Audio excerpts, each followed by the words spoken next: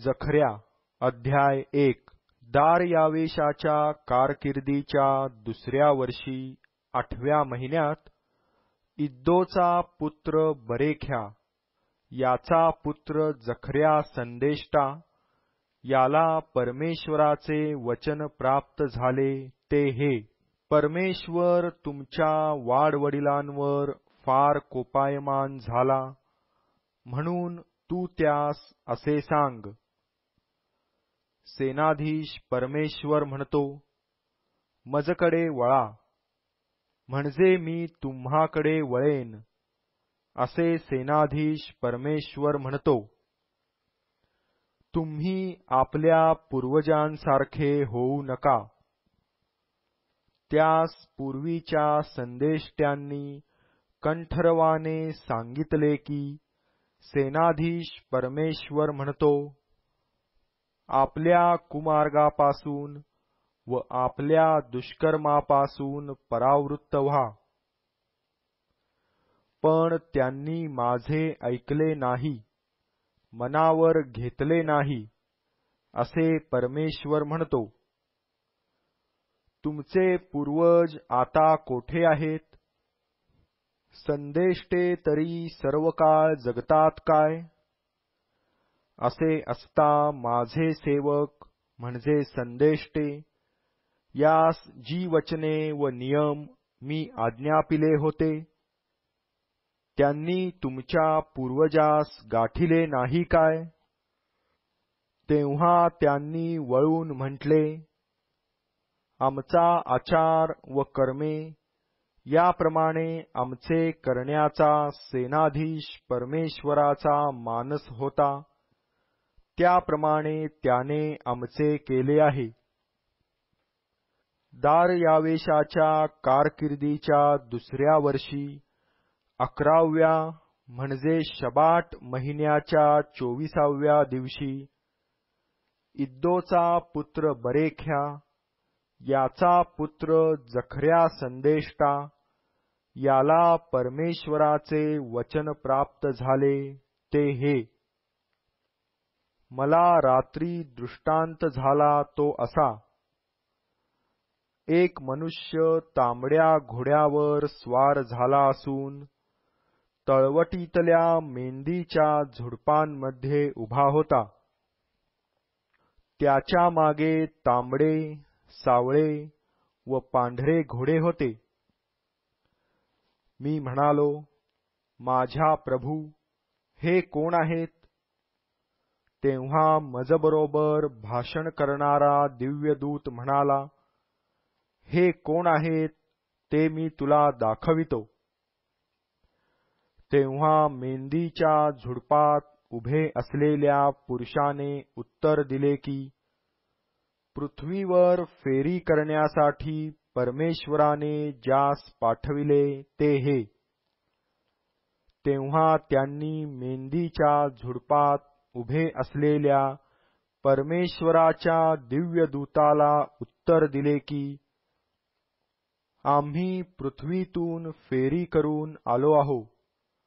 पहा, सर्व पृथ्वी स्वस्थ व शांत बसली आहे.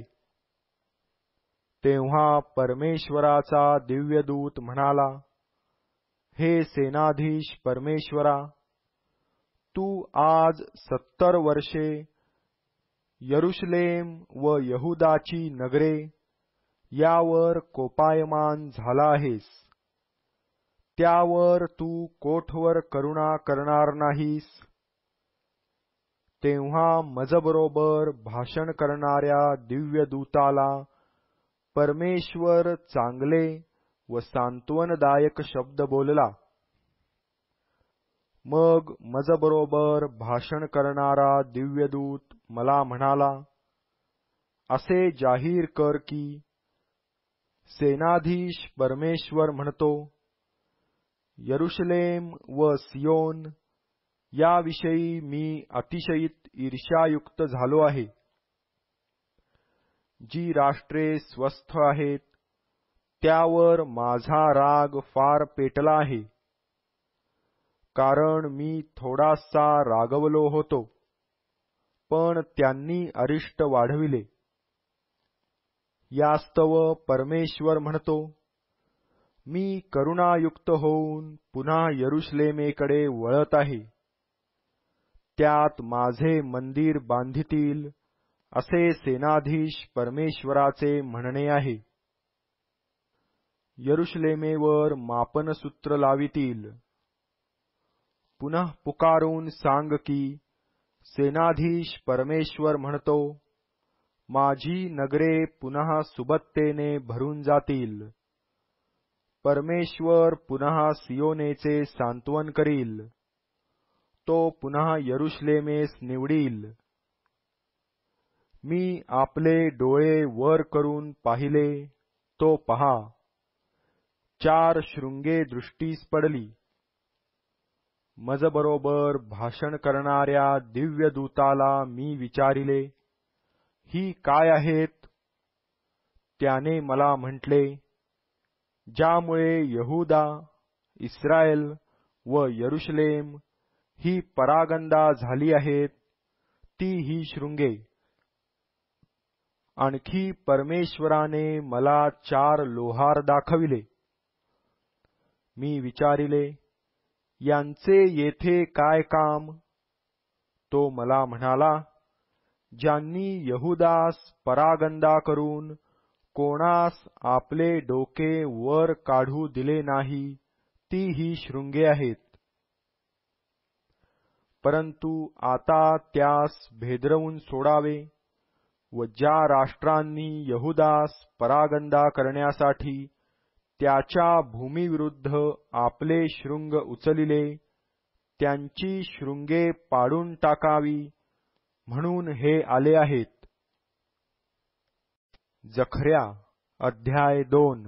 मी आपले डोळे वर करून पाहिले, तो पहा, एक मनुष्य हातात मापनसूत्र घेऊन उभा आहे. तेव्हा मी विचारिले, तू कोठे जात आहेस? तो मला म्हणाला, यरुशलेमेचे माप घेण्यास, म्हणजे त्याची लांबी रुंदी पाहण्यास मी जात आहे.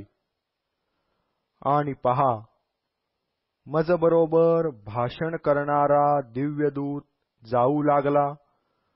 तेव्हा दुसरा दिव्यदूत त्यास भेटावयास आला. तो त्यास म्हणाला, धावत जाऊन त्या तरुणास असे सांग, यरुशलेमेत मनुष्ये व गुरेढोरे फार झाल्यामुळे भिंती नसलेल्या खेड्यांप्रमाणे तिच्यात वस्ती होईल. परमेश्वर म्हणतो, तिच्या सभोवार मी तिला अग्नीचा कोट होईन व तिच्या ठाई मी तेजोरूप होईन. अहो, तुम्ही उत्तरेकडील देशाहून पळून या, असे परमेश्वर म्हणतो. मी तर तुम्हास आकाशातील चारी वाऱ्यांप्रमाणे चोहोकडे विखरिले आहे, असे परमेश्वर म्हणतो. अगे सियोने, बाबेल कन्येबरोबर राहणारे, आपला बचाव कर. ज्या राष्ट्रांनी तुम्हास लुटिले, त्यांच्याकडे प्रताप मिळविण्यासाठी त्याने मला पाठविले आहे. जो कोणी तुम्हास स्पर्श करील, तो त्याच्या डोळ्याच्या बुबुळालाच स्पर्श करील. कारण सेनाधीश परमेश्वर म्हणतो, पहा, मी आपला हात त्याजवर उगारीन व त्यांची सेवा करणारे त्यास लुटतील. तेव्हा तुम्हाला समजेल की सेनाधीश परमेश्वराने मला पाठविले आहे.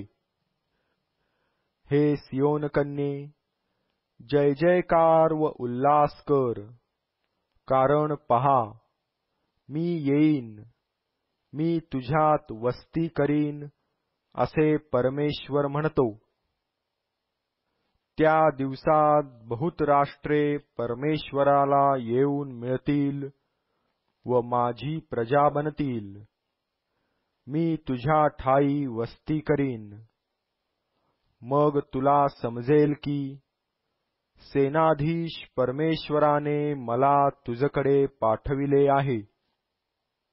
परमेश्वर पवित्र भूमीतला आपला वाटा म्हणून यहूदाचा ताबा घेईल व पुन्हा यरुशलेम निवडील. सर्व मनुष्य हो, परमेश्वरापुढे स्तब्ध व्हा, कारण तो आपल्या पवित्र निवासातून उठला आहे. जखर्या अध्याय 3. तेव्हा मुख्य याजक यहोशवा हा परमेश्वराच्या दिव्य दूतासमोर उभा आहे व त्याचा विरोध करण्यासाठी सैतान त्याच्या उजवीकडे उभा आहे असे त्याने मला दाखविले. मग परमेश्वर सैतानास म्हणाला, अरे सैताना, परमेश्वर तुला धमकी देवो. यरुशलेम आपलीशी करणारा परमेश्वर तुला धमकी देवो. हा अग्नीतून काढिलेले कोलीत नव्हे काय? यहोशवा मलिन वस्त्रे परिधान करून त्या दिव्य दूतापुढे उभा होता. त्याच्या समोर जे उभे होते त्यास तो उत्तरादाखल म्हणाला, त्याच्यावरची मलिन वस्त्रे काढा. तो त्याला म्हणाला, पहा, मी तुझा अधर्म तुझपासून दूर केला आहे. मी तुला उंची पोशाख घालीत आहे. मी म्हणालो, त्याच्या डोक्याला त्यांनी स्वच्छ मंदिल घालावा.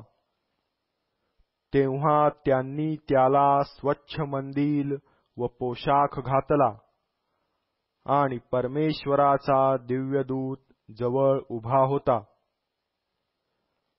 परमेश्वराच्या दिव्यदूताने यहोशवास प्रतिज्ञापूर्वक सांगितले की, सेनाधीश परमेश्वर म्हणतो, तू माझ्या मार्गाने चालून तुला मी सोपविलेले सर्व सांभाळिले, तर तू माझ्या मंदिरात न्याय करीशील व माझ्या अंगणाचे रक्षण करीशील व तेथे उभे असणाऱ्या तुझे जाणे येणे होईल असे मी करीन. आता हे मुख्य याजका यहोशवा, तू व तुझबरोबर बसणारे तुझे सोबती तुम्ही ऐका. ती मनुष्ये चिन्हादाखल आहेत. पहा, मी माझा सेवक जो कोंब त्याला आणितो. मी यहोशवापुढे ठेविलेला चिरा पहा. एका चिऱ्याला 7 डोळे आहेत. पहा, सेनाधीश परमेश्वर म्हणतो, मी त्यावर नक्षी खोदीन व त्या देशाचा अधर्म एका दिवसात दूर करीन. सेनाधीश परमेश्वर म्हणतो, त्या समयी तुम्ही प्रत्येक आपल्या शेजाऱ्यास द्राक्षीच्या वेलीखाली व अंजिराच्या झाडाखाली येण्याचे आमंत्रण कराल. जखर्या अध्याय 4. मग मजबरोबर भाषण करणारा दिव्यदूत मजकडे पुन्हा आला व जसे झोपेतून एखाद्यास जागे करितात तसे त्याने मला जागे केले. त्याने मला विचारिले, तुझ्या दृष्टीस काय पडते? मी म्हणालो, माझ्या दृष्टीस असे पडते की एक सबंध सोन्याचा दीपवृक्ष आहे. त्याच्या शिरावर एक कटोरा असून त्याला 7 दिवे आहेत व त्याच्यावरील 7 दिव्यांना 7 नळ्या आहेत. आणि त्याच्याजवळ कटोऱ्याच्या उजव्या व डाव्या बाजूस 2 जैतुनाची झाडे आहेत. तेव्हा मजबरोबर भाषण करणाऱ्या दिव्य दूताला मी विचारिले, माझ्या प्रभो, ही काय आहेत? मजबरोबर भाषण करणारा दिव्यदूत मला म्हणाला, ही काय आहेत हे तुला ठाऊक नाही काय? मी म्हणालो, नाही माझ्या स्वामी. तेव्हा त्याने मला उत्तर केले, जरुब्बाबेलास परमेश्वराचे हे वचन आहे, बलाने नव्हे, पराक्रमाने नव्हे, तर माझ्या आत्म्याने कार्यसिद्धी होईल, असे सेनाधीश परमेश्वर म्हणतो. हे महान पर्वता, तू काय आहेस? जरुब्बाबेला पुढे तू सपाट मैदान होशील व तो त्यावर अनुग्रह असा गजर करीत कोनशिला पुढे आणील. मग परमेश्वराचे वचन मला प्राप्त झाले ते हे की जरुब्बाबेलाच्या हातांनी या मंदिराचा पाया घातला, त्याचेच हात ते बांधावयाचे पुरे करीतील व सेनाधीश परमेश्वराने मला तुम्हाकडे पाठविले आहे हे तू समजशील. तर कार्याच्या अल्पारंभाचा दिवस कोणी तुच्छ मानितो काय? ते 7 डोळे जरुब्बाबेलाच्या हातातील ओळंबा आनंदाने पाहतील. ते परमेश्वराचे डोळे जगभर फिरत असतात. मग मी त्याला विचारिले, दीपवृक्षाच्या उजव्या व डाव्या बाजूस ही 2 जैतुनाची झाडे आहेत ती काय?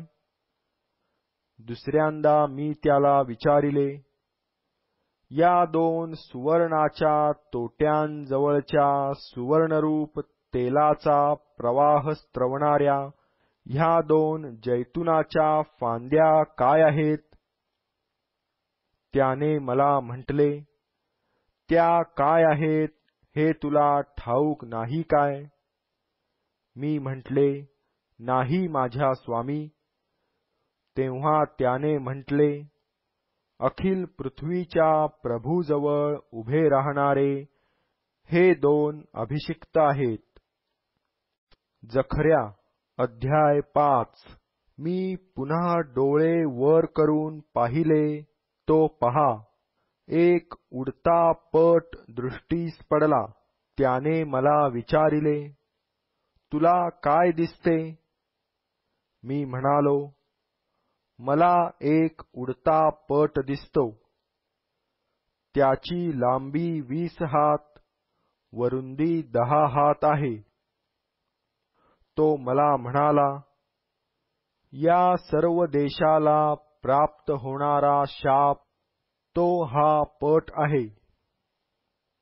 चोरी करणाऱ्या सर्वांस या लेखानुसार एका बाजूने घालवितील व खोटी शपथ वाहणाऱ्या सर्वांस या लेखानुसार दुसऱ्या बाजूने घालवितील. सेनाधीश परमेश्वर म्हणतो, मी हा पट चालविला आहे. तो चोराच्या घरात व माझ्या नामाची खोटी शपथ घेणाऱ्याच्या घरात शिरेल. तो त्याच्या घरात बिऱ्हाड करून राहील आणि त्याच्या तुळ्यांचे व चिऱ्यांचे भस्म करील. मग मजबरोबर भाषण करणारा दिव्यदूत पुढे येऊन मला म्हणाला, आता आपले डोळे वर करून काय जात आहे ते पहा. मी विचारिले, हे काय आहे? तो म्हणाला, ही चालली आहे ती एक एफा आहे. आणखी त्याने म्हटले की ही सर्व देशभर त्यांचे प्रतिरूप आहे. मी आणखी पाहिले, तो शिशाचे वाटोळे झाकण काढिले असून एफामध्ये एक स्त्री बसलेली आहे असे माझ्या दृष्टीस पडले. मग तो म्हणाला, ही स्त्री दुष्टता आहे.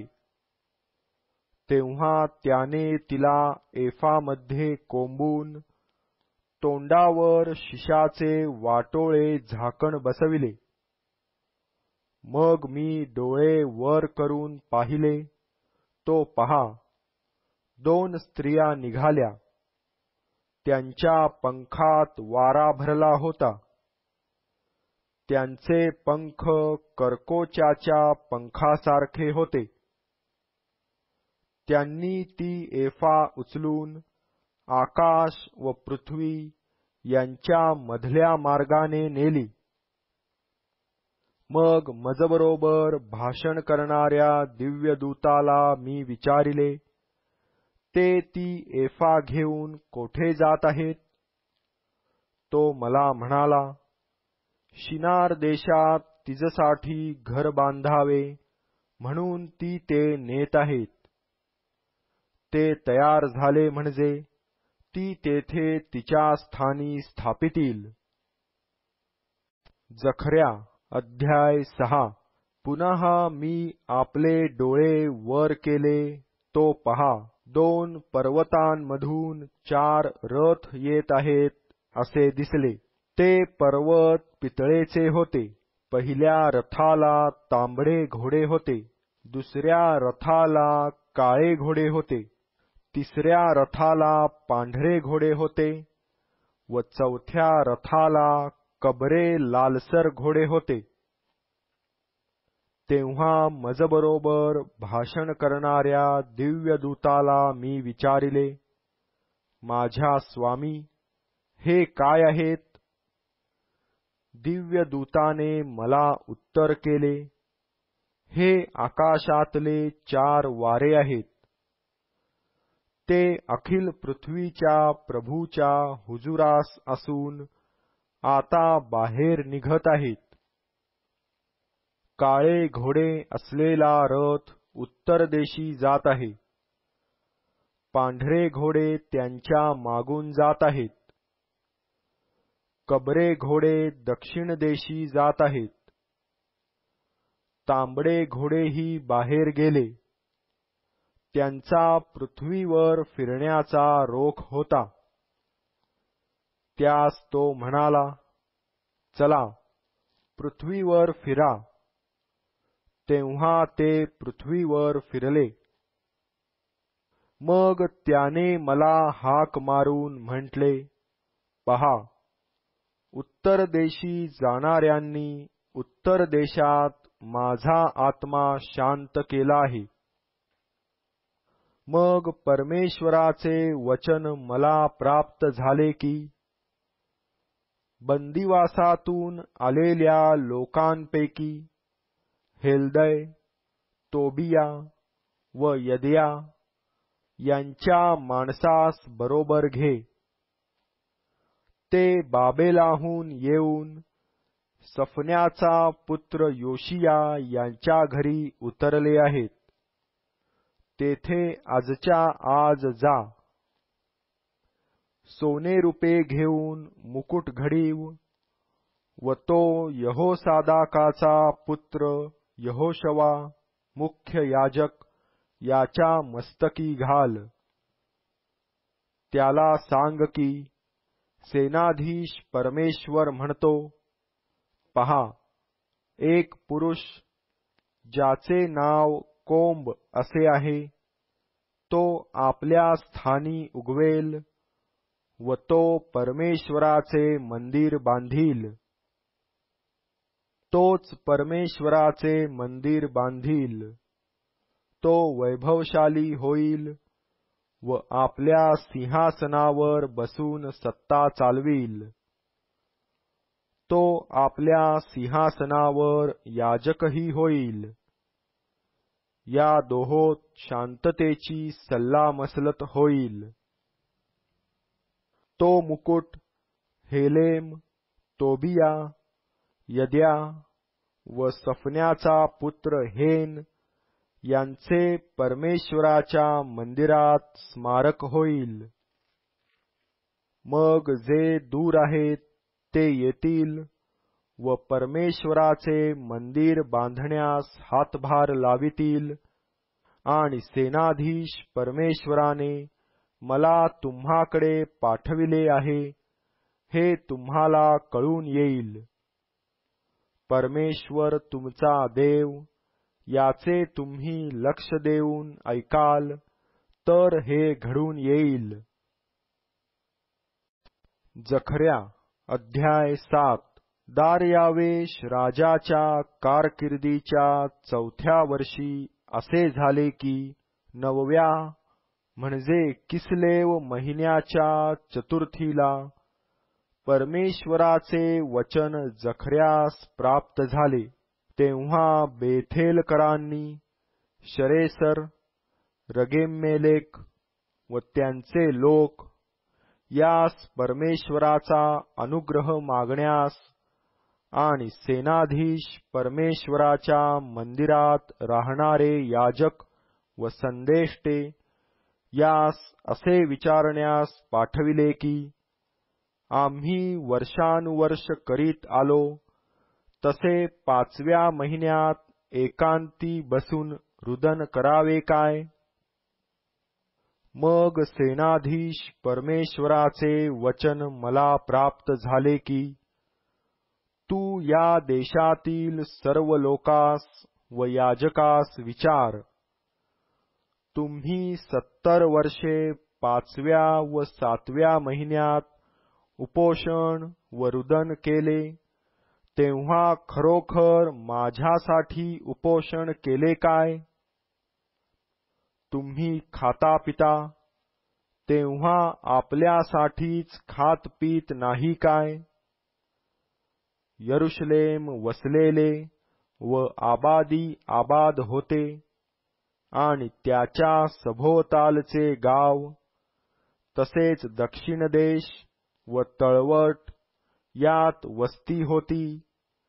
तेव्हा परमेश्वराने पूर्वीच्या आपल्या संदेष्ट्यांच्या द्वारे जी वचने पुकारून सांगितली ती ही नव्हेत काय? मग परमेश्वराचे वचन जखर्यास प्राप्त झाले की सेनाधीश परमेश्वर म्हणाला आहे, तुम्ही खरा न्याय करा व एकमेकास प्रेम व करुणा दाखवा आणि विधवा, अनाथ, परके व निराश्रित यावर जुलूम करू नका व आपल्या भावाला इजा करण्याचे मनात आणू नका. पण ते ऐकतना. त्यांनी मान ताठ केली व ऐकू नये म्हणून कान बंद केले. पूर्वीच्या संदेष्ट्यांच्या द्वारे सेनाधीश परमेश्वराने आपल्या आत्म्याच्या द्वारे पाठविलेले धर्मशास्त्र व वचने ऐकू नयेत म्हणून त्यांनी आपले मन पाषाणासारखे कठीण केले. ह्यास्तव सेनाधीश परमेश्वराचा त्याजवर मोठा कोप झाला. तेव्हा असे झाले की तो हाक मारीत असता त्यांनी ऐकले नाही. म्हणून ते हाक मारितील तरी मी ऐकावयाचा नाही असे सेनाधीश परमेश्वर म्हणतो. जी राष्ट्रे त्यांच्या ओळखीची नाहीत त्यामध्ये मी त्यास वावटळीने उडवीन. त्यांच्या मागे त्यांचा देश उजाड झाला आहे. त्यातून कोणी जात येत नाही, कारण त्यांनी उत्तम भूमी वैराण केली आहे. जखर्या अध्याय 8. मग सेनाधीश परमेश्वराचे वचन मला प्राप्त झाले की सेनाधीश परमेश्वर म्हणतो, सियोने संबंधाने मी अतिशयित ईर्ष्यायुक्त झालो आहे. तिच्याकरिता संतप्त आवेशाने मी ईर्ष्यायुक्त झालो आहे. परमेश्वर असे म्हणतो, मी सियोनेस परत आलो आहे. मी यरुशलेमेत वस्ती करणार. यरुशलेमेस सत्यनगर म्हणतील व सेनाधीश परमेश्वराच्या पर्वतास पवित्रगिरी म्हणतील. सेनाधीश परमेश्वर म्हणतो, म्हातारे व म्हाताऱ्या यरुशलेमेच्या गल्ल्यात आपल्या वृद्धापकाळामुळे हाती काठी घेऊन बसतील. नगराच्या गल्ल्यांनी खेळ खेळणाऱ्या मुलामुलींची गर्दी होईल. सेनाधीश परमेश्वर म्हणतो, त्या दिवसात या अवशिष्ट राष्ट्रास ही गोष्ट अचंब्याची वाटते, म्हणून माझ्याही दृष्टीने अचंब्याची होईल काय, असे सेनाधीश परमेश्वर म्हणतो. सेनाधीश परमेश्वर म्हणतो, मी आपल्या लोकांचा उगवतीकडून व मावळतीकडून उद्धार करीन. मी त्यास घेऊन येईन व ते यरुशलेमेत वस्ती करीतील. आणि सत्याने व धर्माने ते माझे लोक होतील व मी त्यांचा देव होईन. सेनाधीश परमेश्वर म्हणतो, सेनाधीश परमेश्वराचे मंदिर बांधावे म्हणून त्याचा पाया घातला. त्या वेळच्या संदेष्ट्यांची ही वचने, या समयी जे तुम्ही ऐकत आहात ते तुम्ही आपले हात दृढ करा. त्या दिवसापूर्वी माणसास मजुरी मिळत नसे, पशुबद्दल भाडे मिळत नसे व येणाऱ्या जाणाऱ्यास शत्रूमुळे स्वास्थ्य मिळत नसे. कारण माणसांनी एकमेकांवर उलटावे असे मी केले. मी पूर्वी होतो तसा या अवशिष्ट लोकांबरोबर असणार नाही, असे सेनाधीश परमेश्वर म्हणतो. शांततेचे बीजारोपण होत आहे. द्राक्षी आपले फळ देईल, भूमी आपला उपज देईल आणि आकाश आपले दहिवर देईल. या अवशिष्ट लोकास मी या अवघ्यांचे वतन देईन. हे यहूदाच्या घराण्या व हे इस्रायलाच्या घराण्या, असे होईल की जे तुम्ही राष्ट्रात शापरूप होता, त्या तुमचा उद्धार मी करीन व तुम्ही आशीर्वादरूप व्हाल. भिऊ नका, तुमचे हात दृढ होवोत. कारण सेनाधीश परमेश्वर असे म्हणतो, तुमच्या पूर्वजांनी मला कोप आणला, तेव्हा तुमचे अनिष्ट करण्याचे मी योजिले, याविषयी मला अनुताप झाला नाही, असे सेनाधीश परमेश्वर म्हणतो. त्याप्रमाणे या दिवसात यरुशलेमेचे व यहूदाच्या घराण्याचे हित करण्याचे मी योजिले आहे. भिऊ नका. तुम्ही करावयाचे ते हेच की तुम्ही सर्व आपल्या शेजाऱ्याबरोबर खरे बोला. आपल्या वेशीत खरेपणाने वर्ता व शांतिदायक न्याय करा. तुम्ही कोणी मनात आपल्या शेजाऱ्याचे अनिष्ट चिंतू नका. खोट्या शपथेची आवड धरू नका. कारण या सर्वांचा मला तिटकारा आहे, असे परमेश्वर म्हणतो. सेनाधीश परमेश्वराचे वचन मला प्राप्त झाले की, सेनाधीश परमेश्वर म्हणतो, 4थ्या, 5व्या, 7व्या व 10व्या महिन्यातले उपास यहूदाच्या घराण्यास हर्ष व आनंद देणारे होतील. ते आनंदाच्या उत्सवांचे दिवस होतील.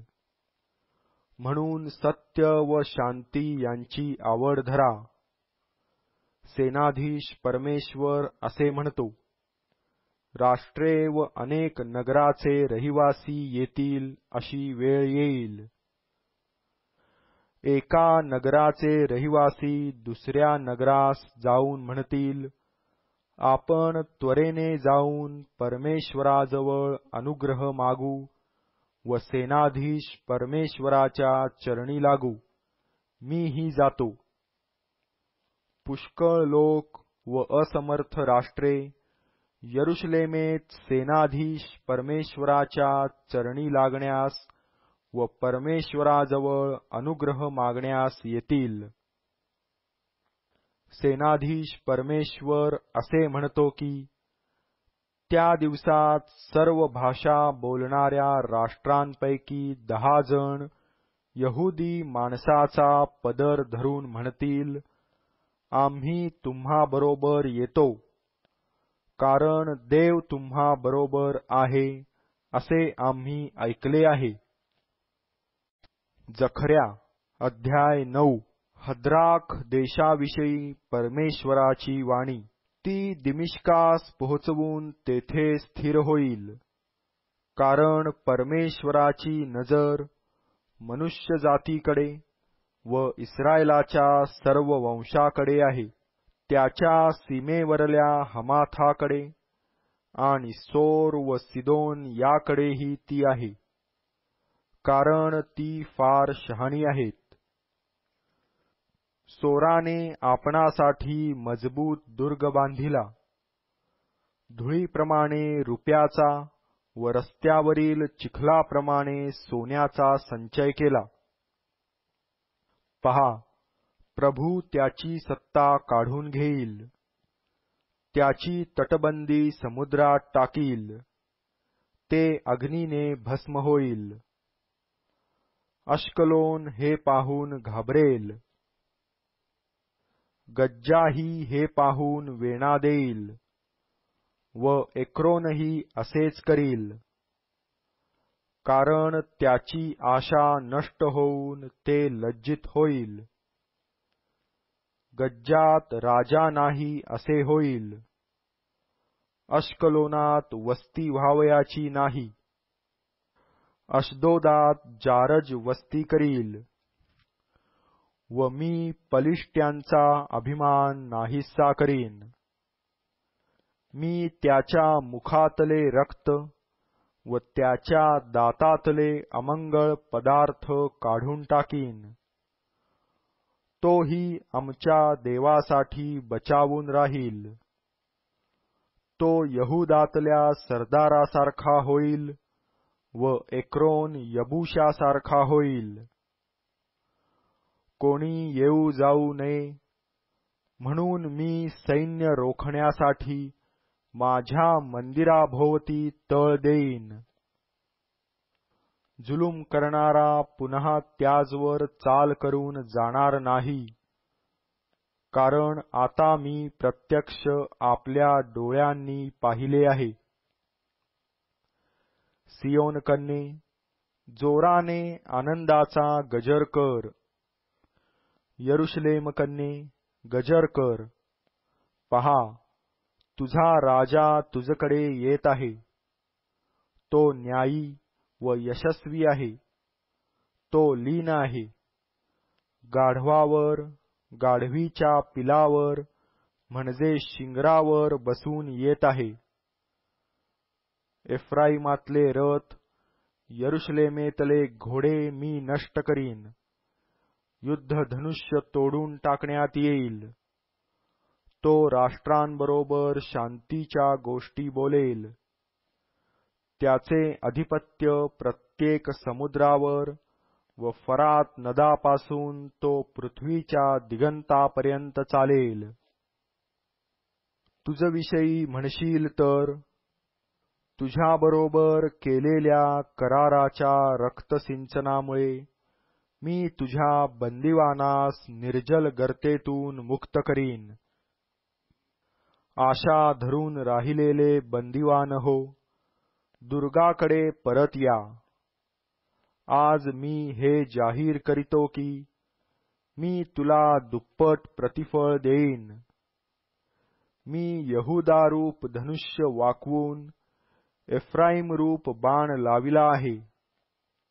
हे सियोने, मी तुझ्या पुत्रास चेतवीन.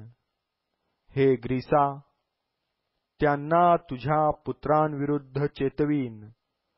वीराच्या खड्गाप्रमाणे तुला करीन. त्यांच्यावरती परमेश्वर दृष्टीस पडेल.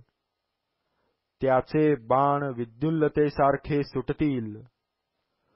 प्रभू परमेश्वर रणशिंग फुंकील व दक्षिणेकडच्या वावटळीत कूच करील. सेनाधीश परमेश्वर त्यांचा संभाळ करील. ते शत्रूस गिळतील व गोफणगुंडे पायाखाली तुडवितील. ते पितील व द्राक्षारस प्याल्याप्रमाणे गोंगाट करीतील. ते यज्ञाच्या कटोऱ्यांसारखे, वेदीच्या कोपऱ्यांसारखे भरून राहतील. परमेश्वर त्यांचा देव आपल्या लोकांचा कळपासारखा त्या दिवशी बचाव करील. कारण ते त्याच्या देशात मुकुटावरील रत्नाप्रमाणे उंच स्थानी शोभतील. त्यांची आबादानी केवढी, त्यांचे सौंदर्य केवढे. धान्य तरुणास आणि नवा द्राक्षारस तरुणीस धष्टपुष्ट करील. जखर्या अध्याय 10. वीज उत्पन्न करणाऱ्या परमेश्वराजवळ वळवाच्या पावसाच्या वेळी पाऊस मागा, म्हणजे तो त्याजवर वृष्टी करील. तो प्रत्येकाच्या शेतात गवत उपजवील. कारण तेराफिम व्यर्थ गोष्टी बोलल्या आहेत.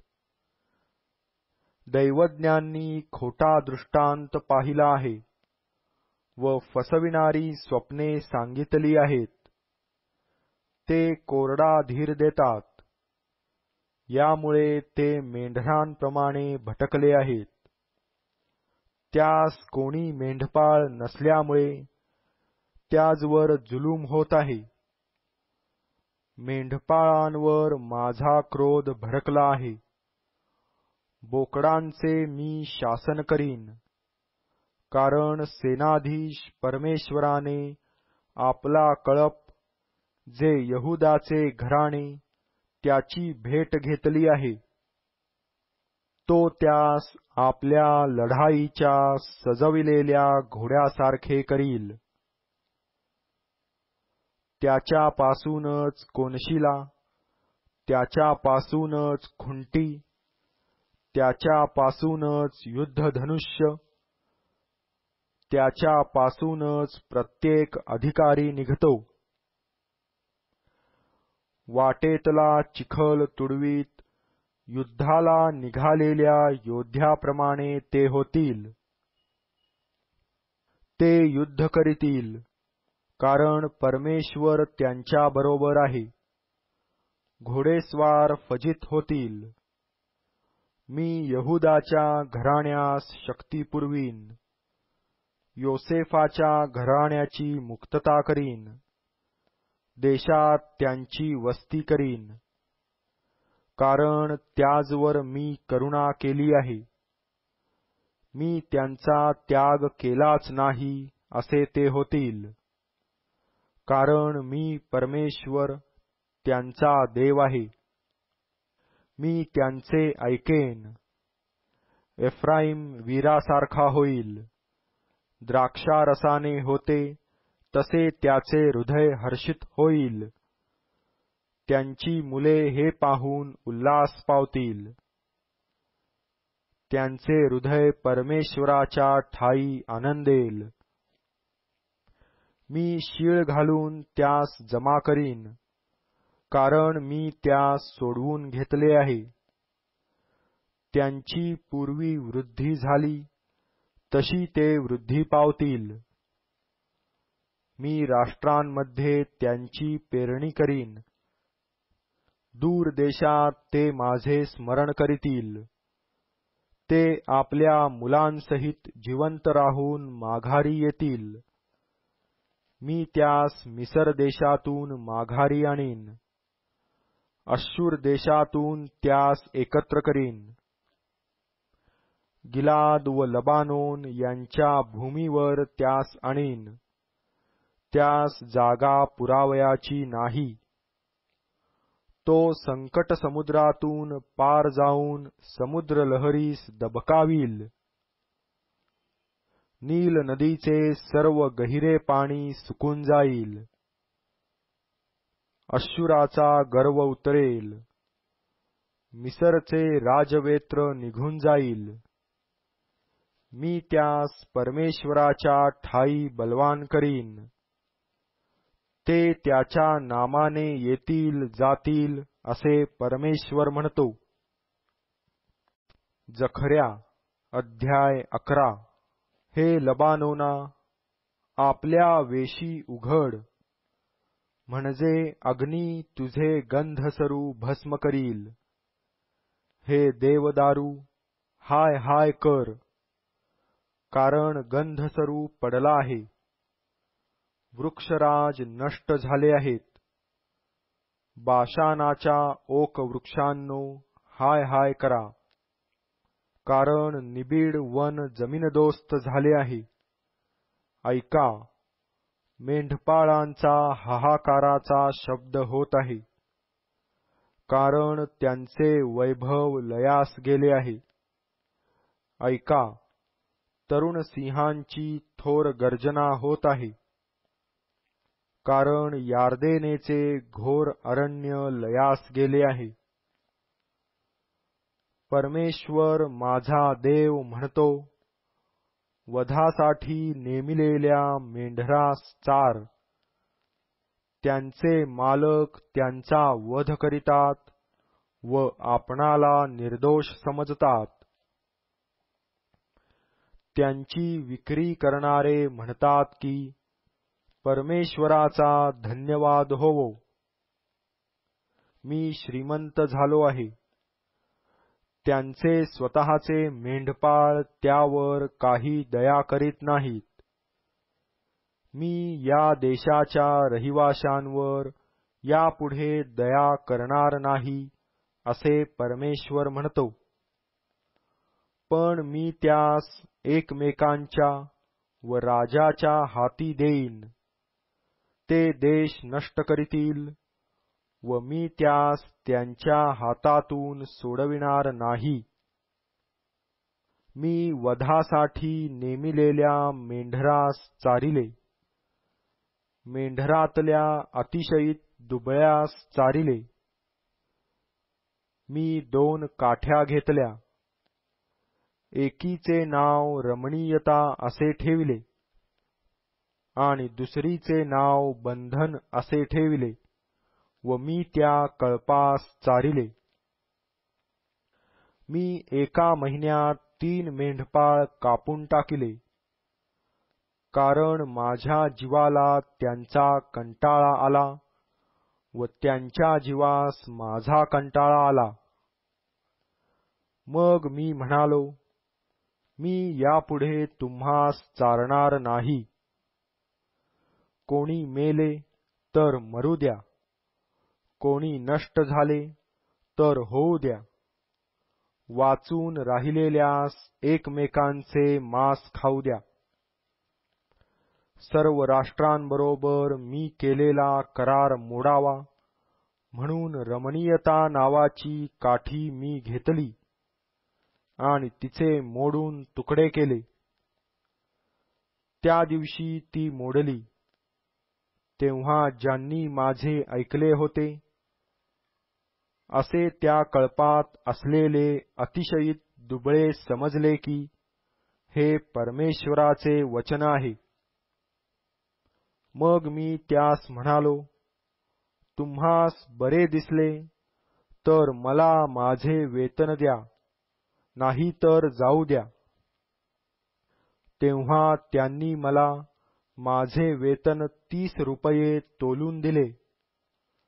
परमेश्वर मला म्हणाला, ज्यांनी जे माझे भारी मोल ठरविले ते कुंभारापुढे फेकून दे.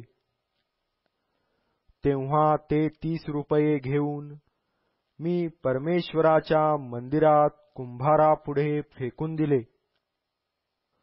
मग यहूदा व इस्रायल यांचे बंधुत्व मोडावे म्हणून मी बंधन नावाची माझी दुसरी काठी मोडिली. परमेश्वर मला म्हणाला, जाऊन पुन्हा एखाद्या मूर्ख मेंढपाळाची आऊते घे. कारण पहा, मी देशात एक मेंढपाळ आणतो.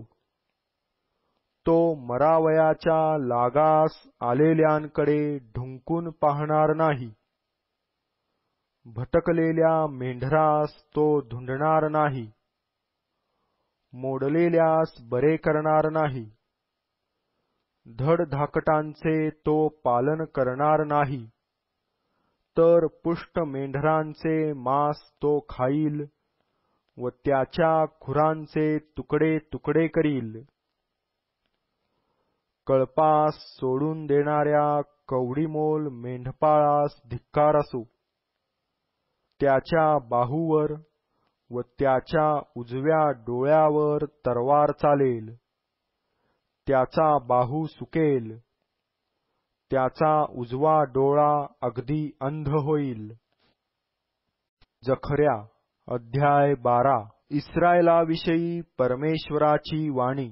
आकाश पसरणारा, पृथ्वीचा पाया घालणारा व मनुष्याच्या अंतर्यामी आत्मा निर्माण करणारा परमेश्वर म्हणतो, पहा, मी यरुशलेमेस तिच्या सभोवतालच्या सर्व राष्ट्रास भेलकंडविणाऱ्या कटोऱ्यासारखे करीतो.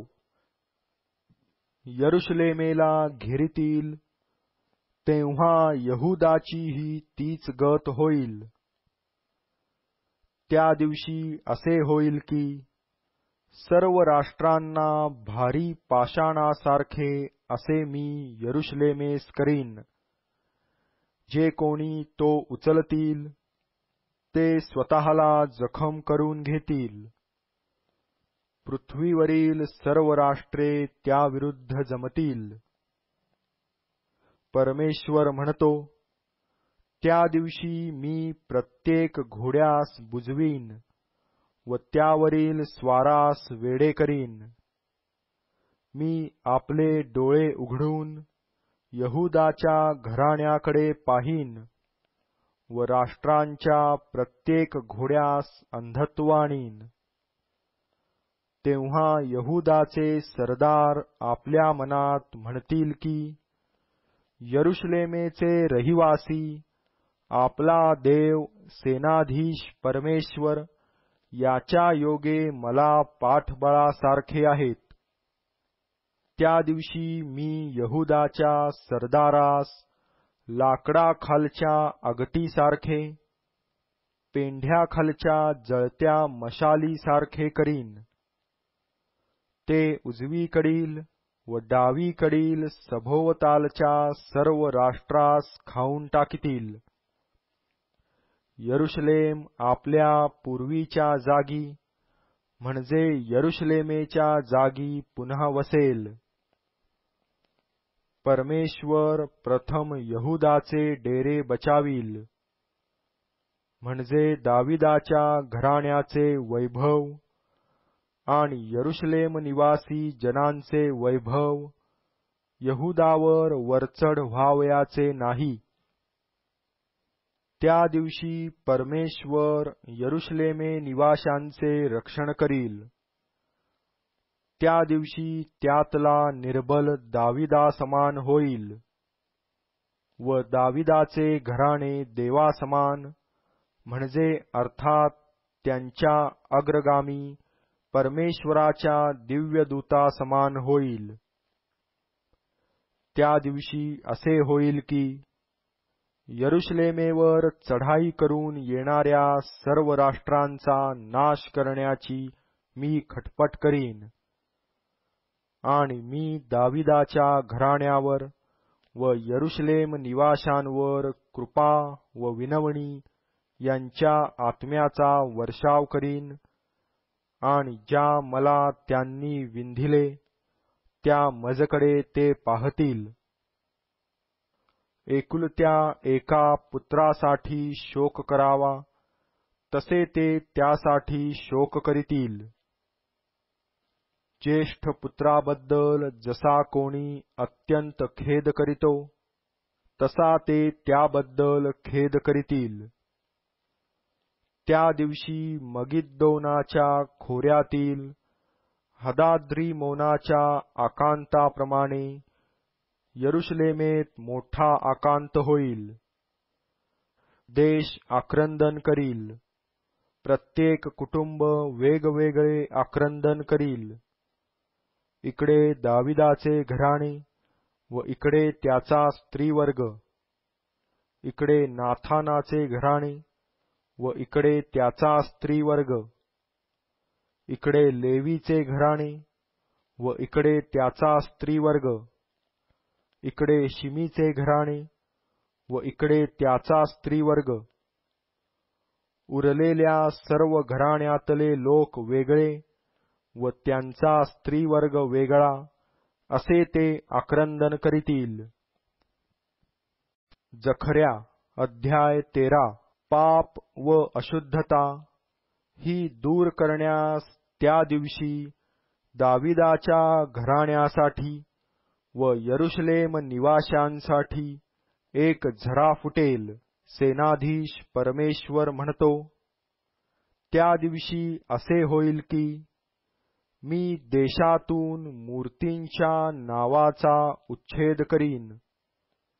त्यांची यापुढे आठवण होणार नाही, आणि संदेष्टे व अशुद्ध आत्मा ह्यास मी देशातून घालवून देईन. आणि असे होईल की कोणी संदेश वदू लागल्यास त्याचे जन्मदाते आईबाप त्याला म्हणतील, तू जिवंत राहावयाचा नाहीस, कारण तू परमेश्वराच्या नामाने लबाड्या सांगितल्या आहेत. तो संदेश वदू लागला तर त्याचे जन्मदाते आईबाप त्याला भोसकून मारितील. त्या दिवशी असे होईल की संदेष्टा संदेश वदताना आपल्या प्रत्येक दृष्टांता संबंधाने लज्जित होईल व लोकास फसविण्यासाठी केसांचा झगा घालणार नाही. पण तो म्हणेल, मी काही संदेष्टा नाही, शेती करणारा मनुष्य आहे, कारण मला लहानपणीच कोणी दास केले. जर कोणी त्यास विचारले की तुझ्या बाहूंच्या मध्ये ह्या जखमा कसल्या, तर तो म्हणेल, माझ्या इष्टमित्रांच्या घरी लागलेल्या घावांचे हे वण आहेत. सेनाधीश परमेश्वर म्हणतो, अगे तरवारी, माझ्या मेंढपाळावर व जो पुरुष माझा सोबती त्याजवर उठ. मेंढपाळावर प्रहार कर, म्हणजे मेंढरे विखरतील. माझ्या लहानग्यांवर मी आपल्या हाताची छाया करीन. परमेश्वर म्हणतो, देशभर असे होईल की त्याचे 2 भाग नष्ट करतील, पण त्याचा 3रा भाग मागे राहील. तो 3रा भाग मी अग्नीत टाकीन. रुपे गाळीतात तसे मी त्यास गाळीन. सोने शुद्ध करीतात त्याप्रमाणे त्यास शुद्ध करीन. ते माझे नाम घेतील, तेव्हा मी त्यांचे ऐकेन. मी म्हणेन, हे माझे लोक, व ते म्हणतील, परमेश्वर माझा देव. जखर्या अध्याय 14. पहा, परमेश्वराचा दिवस येत आहे.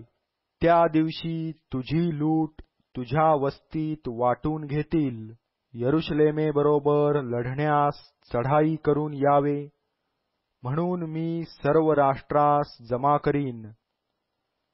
ते नगर हस्तगत करीतील, घरे लुटितील, स्त्रियांना भ्रष्ट करीतील.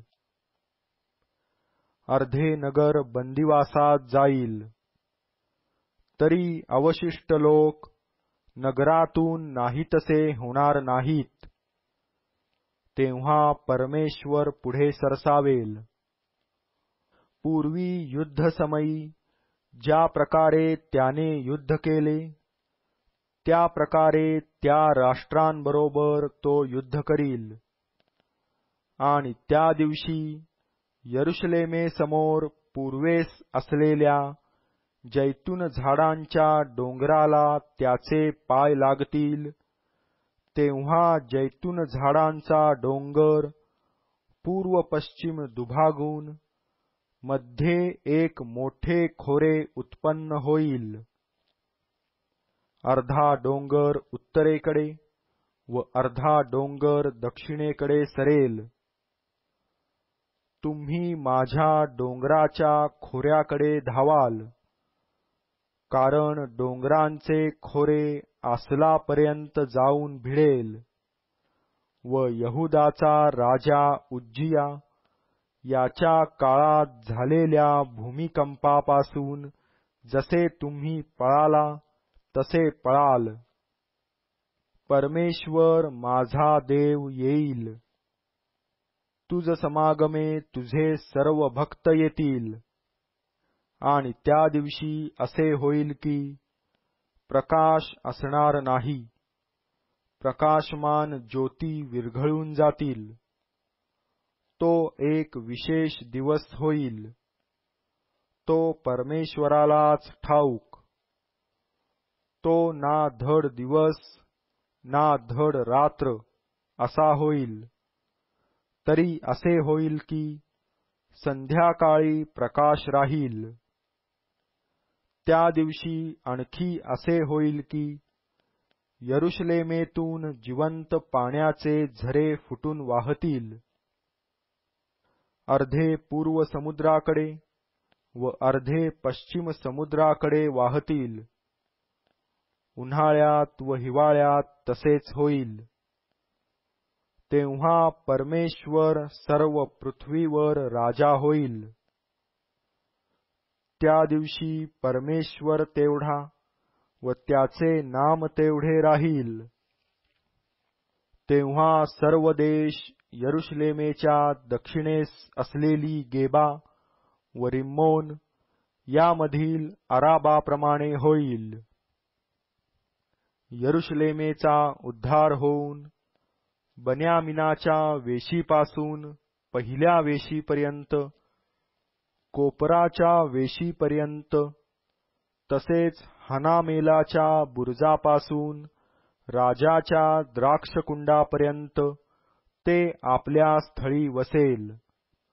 लोक त्यात वस्ती करीतील.